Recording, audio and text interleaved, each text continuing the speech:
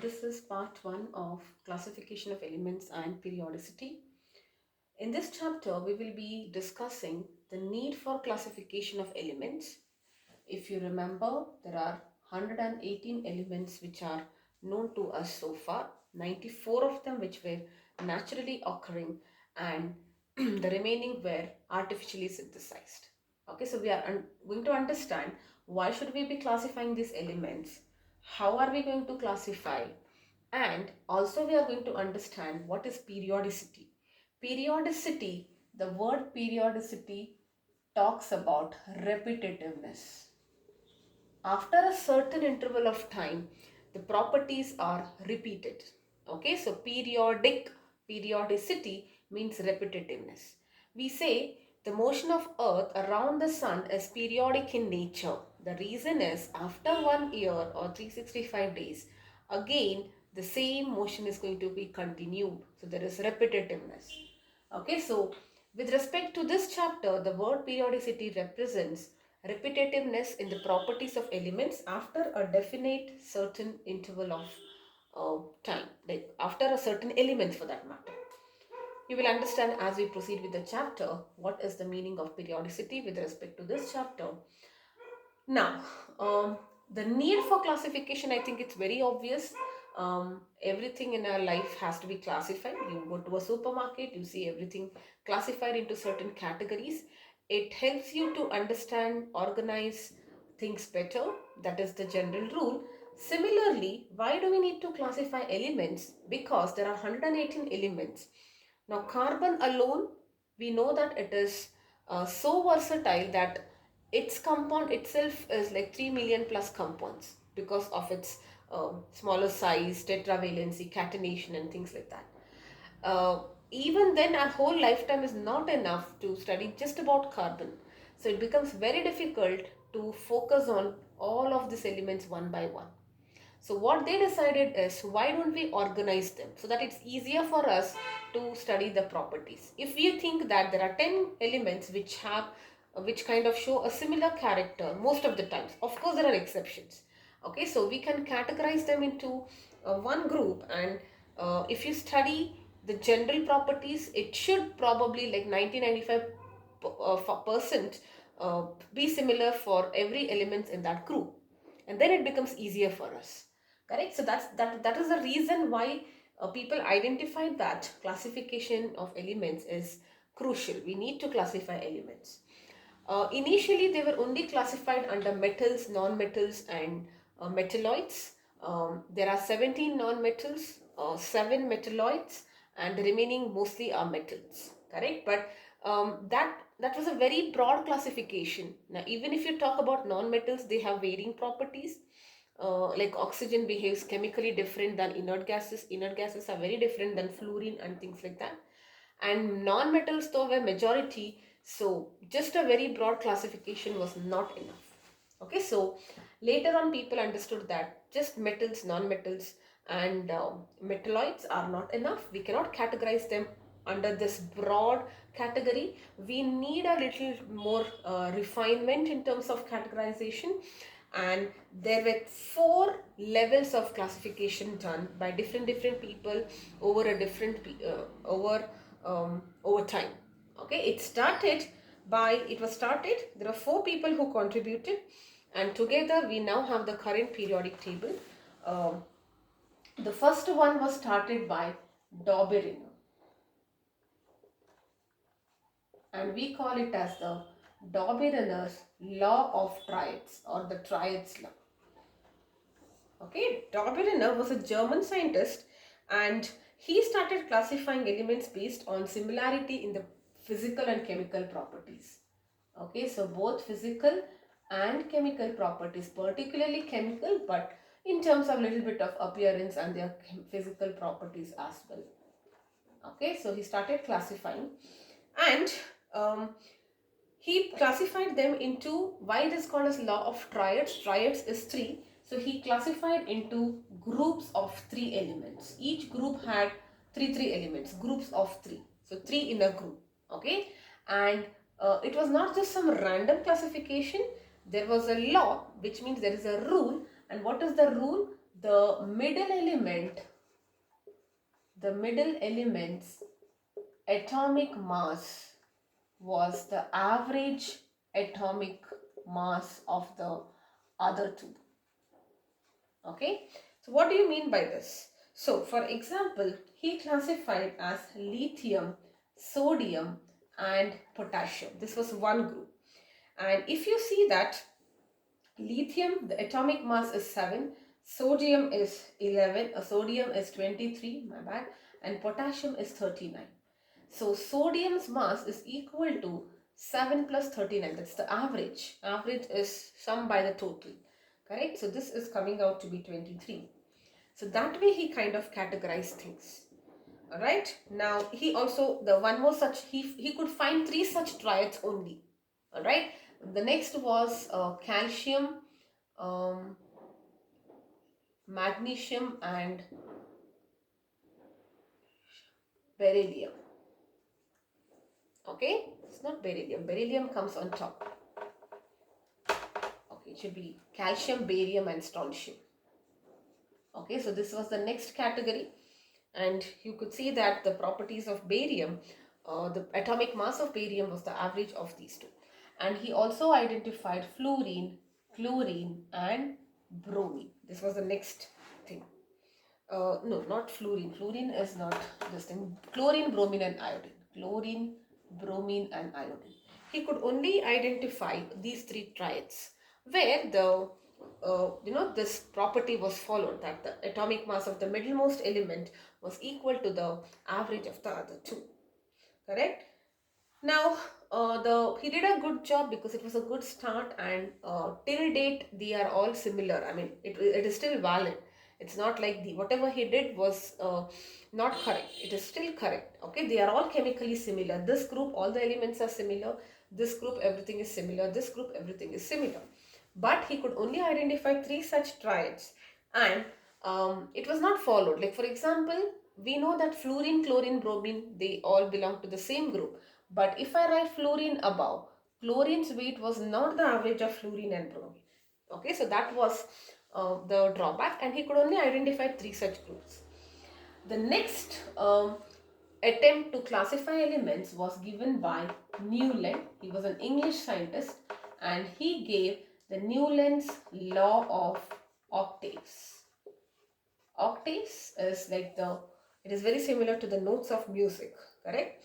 So what he did was he was the first person who could think of arranging the elements in the increasing order of their atomic masses. So he took each element, whatever. Now please remember, this was done in the early 1900s, late 1800, 1900. Not many elements were known. I would say roughly around 50, 55, and here also 56, 58 elements were known. Whatever was known, he arranged them in the increasing order of their atomic masses. So he first arranged that. And then what he did was, he observed whichever is similar, and he started grouping them one by one. And he placed his table. Newland law of octave states that every 8th element, okay, so he arranged in the elements in the increasing order of their atomic masses, such that every 8th element had similarities with that of the first element.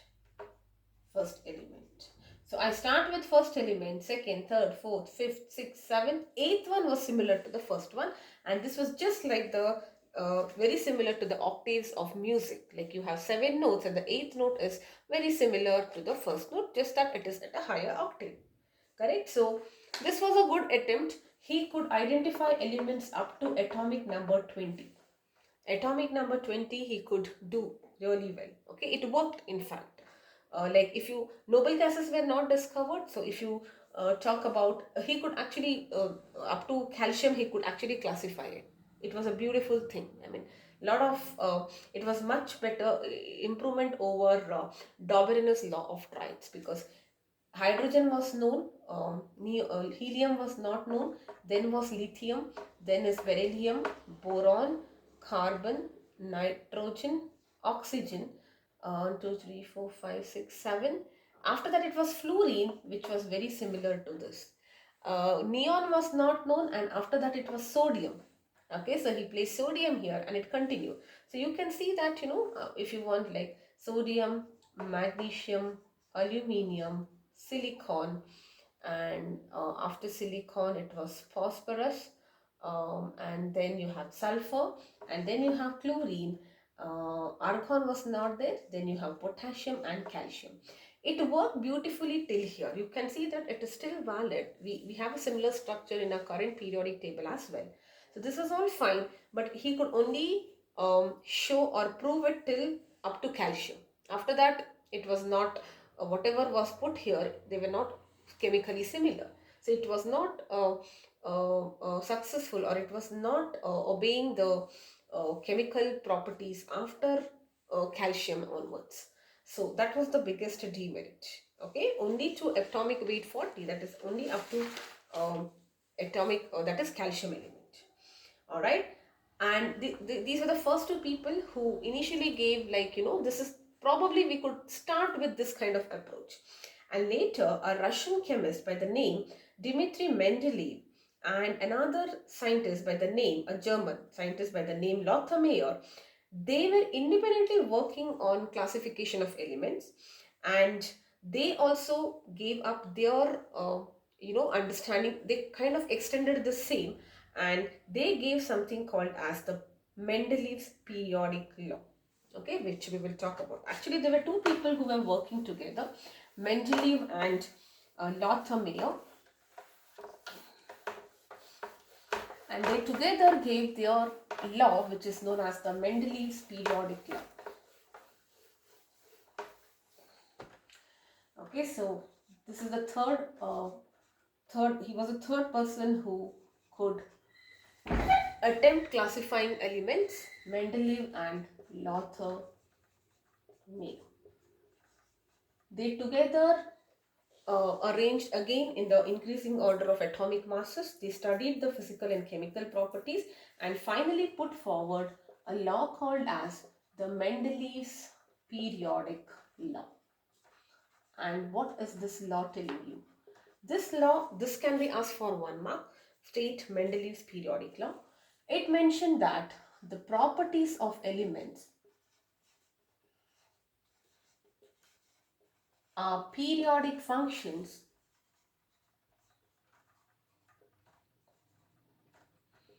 of their atomic weights.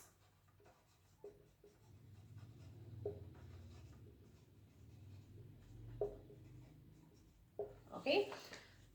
If it is asked for 1 mark, I would advise you to write it in this language only because it's a law given. But if you have to understand it in a simpler way, it only meant that you arrange the elements according to the increasing order of the atomic weight, and then you could see that after a certain interval there is repetitiveness, periodic. Okay, the properties are being repetitive after a definite number of elements, and that is what it simply means this. But if it is asked, as much as possible, would request you to write this language only because it's a law given. Okay, and now based on that, he gave his periodic table. Around 64 elements or so were known by that time, and whatever elements were known, that is around 64 elements, he tried to classify them into his periodic table based on this law. And till date it is considered as to be one of the finest discoveries and inventions, I would say, in the field of chemistry, because though it had lots of limitations, demerits, it still he actually contributed a lot indirectly in the formation of the modern periodic table, because modern periodic table is the base of chemistry. We are able to understand, we are able to do so much of discoveries in chemistry we were able to do only because of the knowledge of periodic table. So he made a significant contribution in that field. So that's why he had even got the Nobel Prize for this. All right. So let us now understand Mendeleev's periodic table. So he arranged again in the increasing order of the atomic weights, and he also left some gaps. That was the highlight. He If he felt that it was not matching, he left some gaps for the elements which were unknown. He was intelligent enough to perceive that probably in the future something might be discovered and it could probably fill in this place. I cannot go in the increasing order just for the sake of it when I know that it is not matching. It is not, the properties are not matching. So he kept some gaps in his table for elements that were not known to were unknown at that point of time, and he according in his periodic table it had 8 vertical columns, okay, which he called as groups. So there was 1 to 8th group. Okay, he wrote it in the Roman numbers, so that's the reason I'm just writing it. And groups 1 to 7, in that, this is very important, groups 1 to 7 were divided into 2 groups, subgroups. So each of the groups from 1 to 7 had 2 subgroups, A and B. I would actually request you to keep your book open and just go through the Mendeleev's periodic table as I'm explaining, because it's very difficult for me to put it the entire periodic table here. So I'm just highlighting the important points. So as a structure, I would probably say this, that there were 8 groups, vertical columns, okay, and here this was group 1, 2 and up to 8. Each one was divided into 2 subgroups like this, A and B. Okay, so it was like this up to group 7. All right, and group 8 was divided into 3, like a triad. Group 8 had three categories. Okay, and there were 7 horizontal rows which were called as periods, and even in the modern periodic table we have retained the same. Okay, horizontal rows are called as periods. The vertical columns are what we call as groups. Now don't get confused, period and periodicity is different.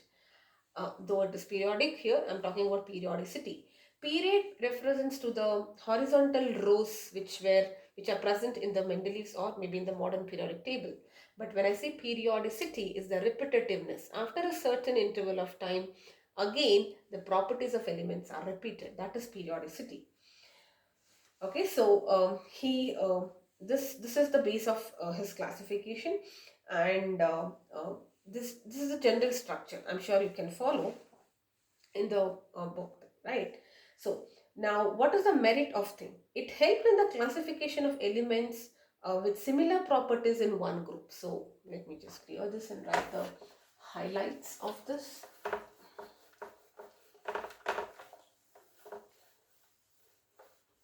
Okay, before that, about the gaps also, he gave some name to it like Eka aluminium. Eka aluminium, which was later as gallium. Okay, so later, because just below aluminium, he did not know what to place, because at that time gallium was not discovered. But whatever he wanted to place, it was not matching with the properties of aluminium. So he had left gaps like this: Eka boron, Eka aluminium, Eka silicon, and later they were replaced by germanium, gallium, and so on. Okay, so if you talk about the merits of his periodic table, um, the similar properties, in most of the cases, elements with similar properties were in the same group, were put in one group. Okay, um, it also helped in the prediction of elements, because once he understood that there is a gap here, it motivated people to figure out, there must be something. That means we should actually start looking to find out that particular element which can actually fit in that place. So it helped in the prediction of new elements. Okay, next. Like for example, Eka aluminium, the prediction, when I'm just talking like this, Eka aluminium, just below aluminium, he could not fit any element. He just named it as Eka aluminium, which later was gallium. Gallium was discovered later, and gallium and aluminium are very similar, so it could actually fit in that place. Similarly, Eka silicon. just below silicon, he was not sure what to place. So he just said silicon, Eka silicon. And later it was replaced by germanium. Alright. And also the biggest highlight is when the noble gases were discovered, he did not have to modify his periodic table. One extra column was added and without altering the his periodic table. Okay, and the next merit of his periodic table is that it is useful in in correcting doubtful atomic weights. Correcting. Okay, just yes. And it was useful in correcting doubtful atomic weights of certain elements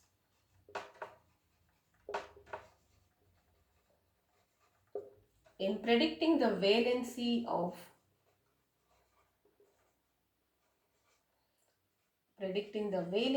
elements. What do you mean by this? So, if you were not very sure about the atomic weight, like you're not exactly sure of atomic weight of certain elements, or if you are not sure of the valency, okay, so because they belong to the same group, that means they should have the same valency and the number of valence electrons. So such things it was useful because once you are in the same group, they should technically have the same chemical properties, which is nothing but same number of valence electron and hence the same valency.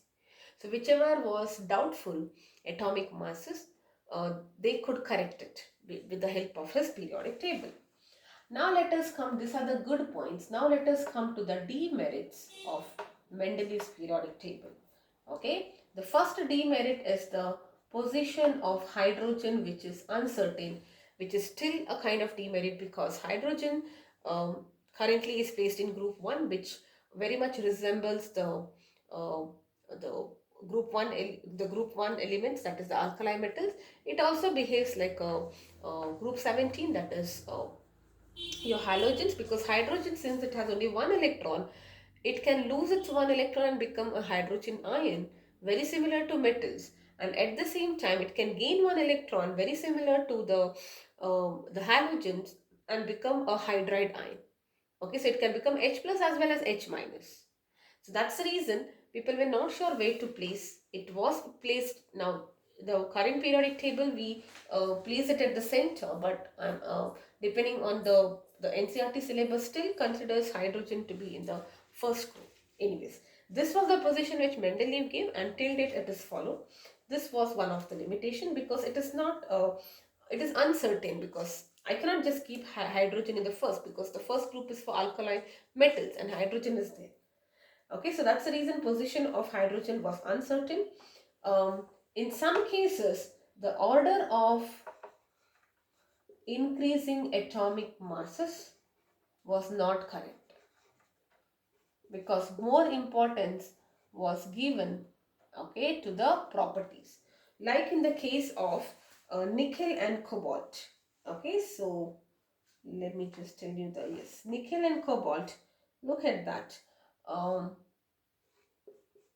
This is the current order.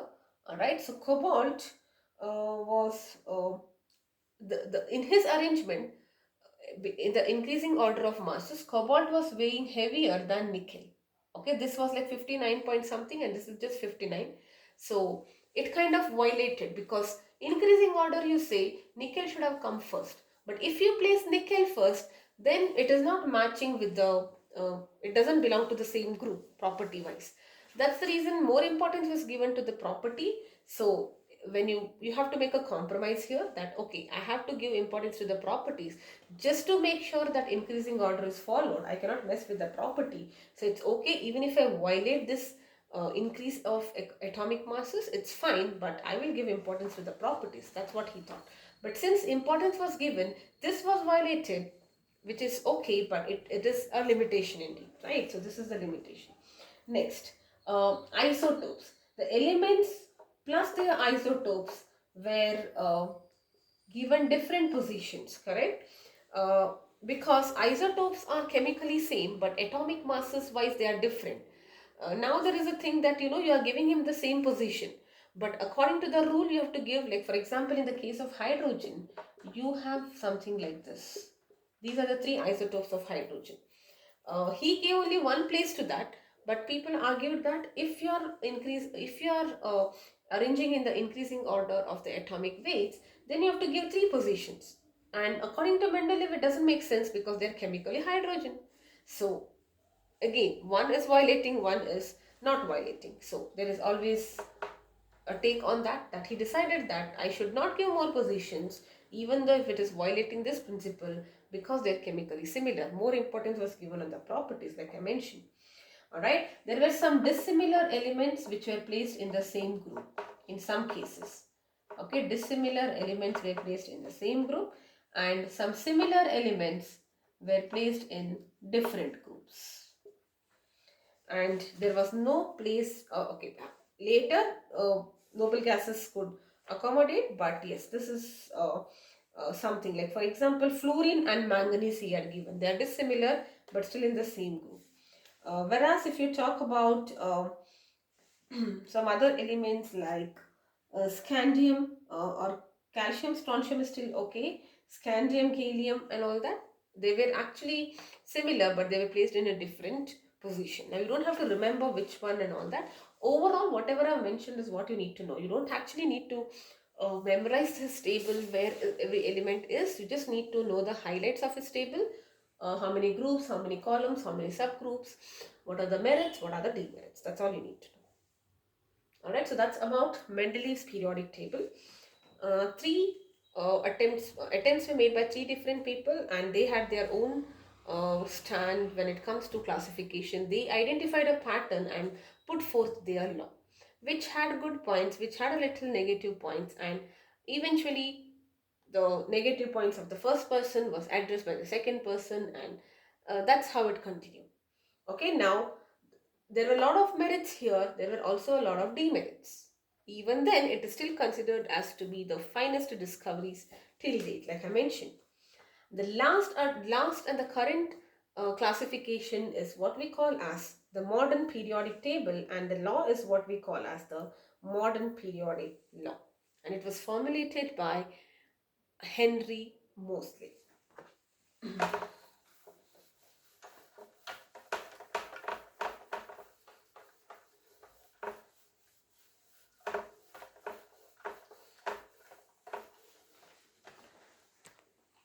He actually kind of tweaked Mendeleev's periodic table and gave the came he actually exclusively studied, and there were much more elements which are known by the time modern periodic table was introduced, but he actually closely studied Mendeleev's periodic table, and he realized that, a special focus on the demerits, what can be done to actually remove all of this. That's what he did. He closely studied, and later on he gave his periodic law, that is called as the modern periodic law. So it was given by Henry Moseley. It is very similar to the modern periodic law, just a small change is what he did. He said that the physical and chemical properties are periodic functions, very similar to your Mendeleev's periodic law, but only the last word is changed. Okay, it is atomic number and not atomic mass. So he changed the basis of classification. All the three people, they were only focusing on atomic masses. Okay, and he said that, okay, I arrange in the increasing order of atomic number. Atomic number is different from atomic mass, right? Number of protons. Atomic mass is the mass, which is the mass number, in other words, approximately, right? So he changed the basis of classification. He said that instead of arranging in the increasing order of atomic masses, why can't we arrange in the increasing order of atomic number? And that's what he did. And no, all the demerits which were listed under Mendeleev's periodic table were more or less addressed because of this small change, which we will study in detail. Alright, so this is the modern periodic law, which was given by Henry Moseley. You just If you remember Mendeleev's periodic law, it's the same thing. At the end, instead of atomic masses, it is atomic number. Alright, so how did he do it? He had made some studies, and one of the study he did was he found there was a linear relationship. How did he come to this point? Just to understand that, he figured out that there is a linear relationship between the square root of the frequencies of the X-ray given by a cathode ray X-ray tube and the atomic number of a element. Okay, so atomic number is Z, right? So there is a relationship. What is the meaning of this?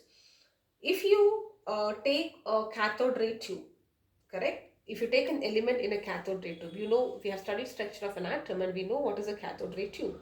So you take a particular element in that and then you perform an experiment, it will start emitting radiations, right? That is what led to the discovery of subatomic particles. And the frequency of that radiations, if you take a square root of it, it was proportional to the atomic number of the element.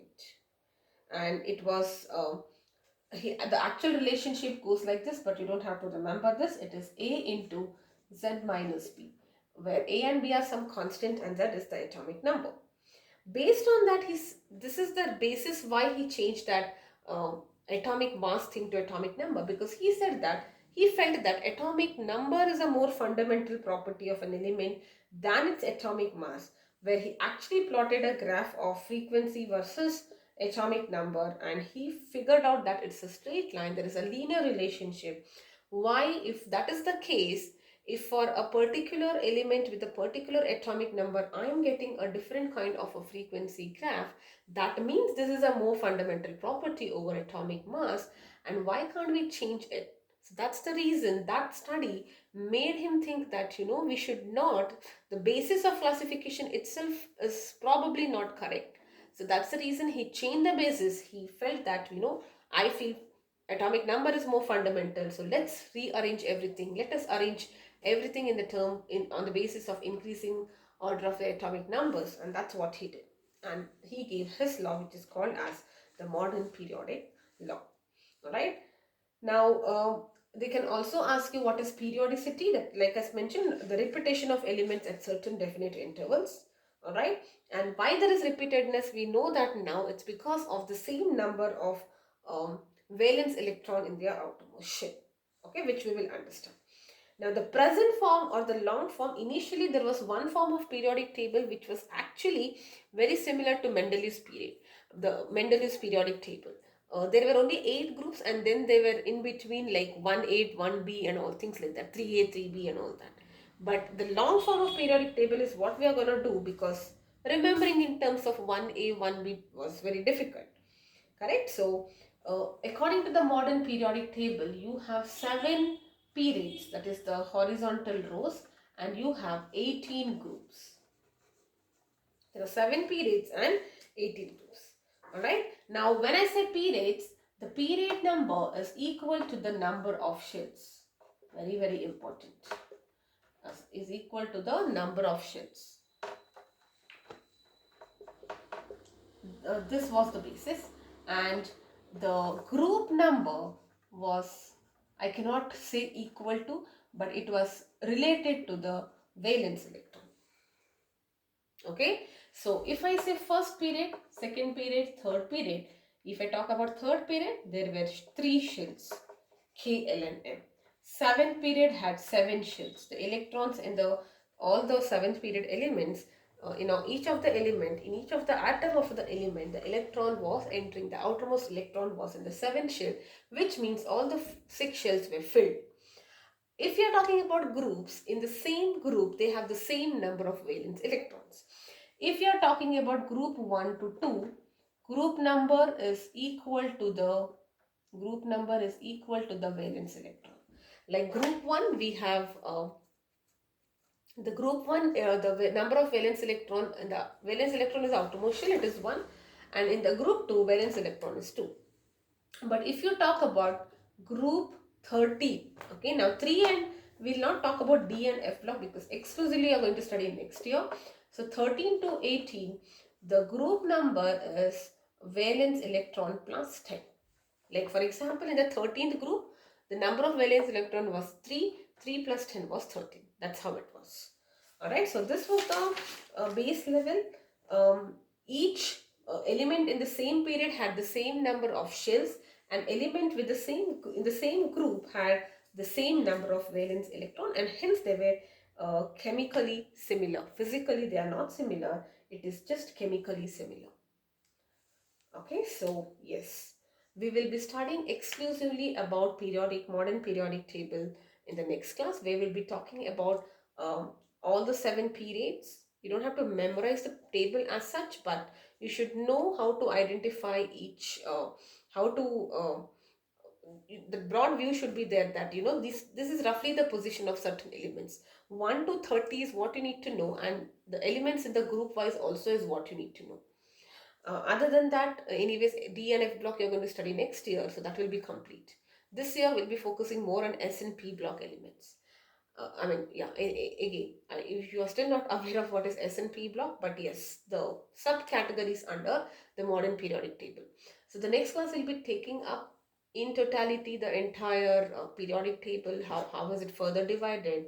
What how do you understand? If I know the atomic number, can I predict the row and the column, that is period and the group and things like that, smallest period or longest period and things like that.